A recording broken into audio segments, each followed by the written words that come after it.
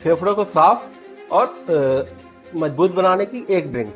Hello नमस्कार दोस्तों, मैं हूं डॉक्टर अर्जुन। आज हम बात करेंगे सर्दी खांसी जुकाम होना और आजकल खासकर मौसम बदल रहा है, जिससे सर्दी खांसी जुकाम होता है, फेफड़े नहीं साफ रहते हैं। फेफड़े डिटॉक्स करने की एक ड्रिंक बात कर लेते हैं। सबसे पहले इसमें हम लेते हैं 1 चुटकी लेते हैं काली मिर्च, आधा चम्मच हल्दी लेते हैं, 1 कप दूध लेते हैं और 1 चम्मच शहद मिक्स करते हैं, जिसे हमें रात को सोने से पहले लेना है। इस ड्रिंक को बहुत अच्छा रिजल्ट है इसका।